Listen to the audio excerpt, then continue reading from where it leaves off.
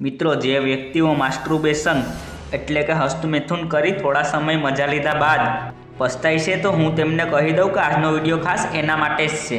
કારણ કે આજ હું તમને તમારા શરીરથી જોડાયેલા એવા રહસ્યો કહીશ જેને જાણી તમે દંગ રહી જશો. તો મિત્રો, હું આજે તમારા ફેવરિટ ચેનલમાં એક એવો વિષય લઈને આવ્યો છું જે તમારી જિંદગી બદલી નાખશે. તો આવો મિત્રો, શરૂ કરીએ રોચક વિડીયો. પરંતુ હા, વિડીયો પસંદ આવે તો લાઈક કરવામાં કંજૂસી ના કરતા. મિત્રો, તમે ઘણા વિડીયો જોયા હશે જેમાં તમને મૂઠ મારવાના ફાયદા અને નુકસાન વિશે કહ્યું હશે. પરંતુ મિત્રો, આજનો વિડીયો ખૂબ અલગ છે. આજ હું તમને આ વિષય ઉપર એવી વાત કહીશ જેને જાણી તમે ચોંકી જશો. કારણ કે મને ખબર છે કે તમારામાંથી વધારે પડતા લોકો મૂઠ મારતા હશે, જે કરીને તમને ઘણું સુકૂન પણ મળતું હશે. આ એક બાયોલોજિકલ ચીજ છે અને જ્યારે તમારા મગજમાં પ્રજનનનો વિચાર આવતો હશે ત્યારે તમારે મૂઠ મારવાનું મન થતું હશે, જેને તમે રોકી જ ના શકો. તો મિત્રો, આવું કરતી વખતે તમારા શરીરમાંથી ખૂબ ગતિથી શક્તિ નીકળતી હશે. એટલે જ્યારે તમે આવું કરી લો પછી તમને થાક લાગે છે, કારણ કે તમારી બધી જ એનર્જી નીકળી ગઈ હોય છે.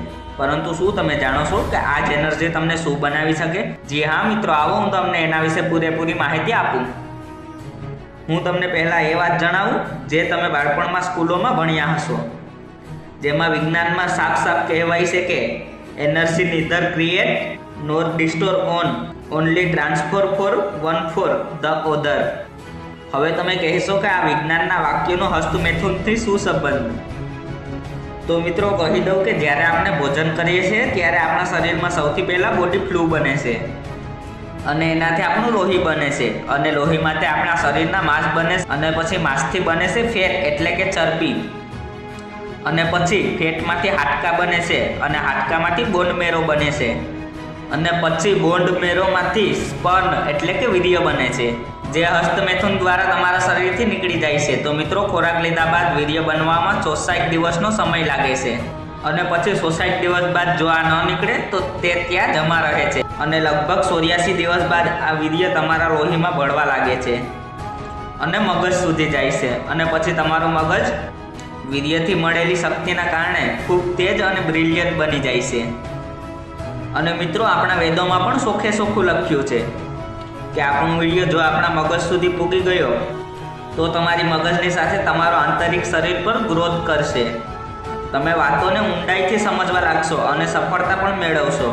એની સાથે તમે બુદ્ધિમાન પણ બનશો. મિત્રો, આ કોઈ અફવા નથી, આ ઘણા મહાપુરુષો પણ માને છે, જેમ કે સ્વામી વિવેકાનંદ અને નિખિલા ટેસ્લા. સ્વામી વિવેકાનંદે કહ્યું છે કે ફક્ત મૂઠ મારવાના વિચારથી જ તમારા 8 દિવસનું ઇન્ટેલિજન્સ ખતમ થઈ જાય છે. કારણ કે કોઈ પણ વસ્તુને હાસિલ કરવા માટે જે વસ્તુની વધારે જરૂર પડે એ મગજ છે. એની પ્રેક્ટિસ તમને તમારો મગજ જ આપશે. એટલે તમારો હાથ હસ્તમૈથુનથી ખૂબ દૂર રાખો અને આધ્યાત્મિક તરફ ચાલો, જેના માટે ખૂબ કંટ્રોલ કરો અને પછી જુઓ કે કેવું જાદુ થાય છે તમારા શરીરમાં. તો મિત્રો, હવે તમને વીર્યની મહત્વતા સમજાણી હશે. બીજું મિત્રો, તમારું શું કહેવું છે આ વિડીયો વિશે મને કમેન્ટ કરીને જરૂર કહો. અને જો તમને આ વિડીયો પસંદ આવ્યો હોય તો વધુમાં વધુ લોકોને શેર કરો, જેથી બધા જ આનું મહત્ત્વ સમજી શકે.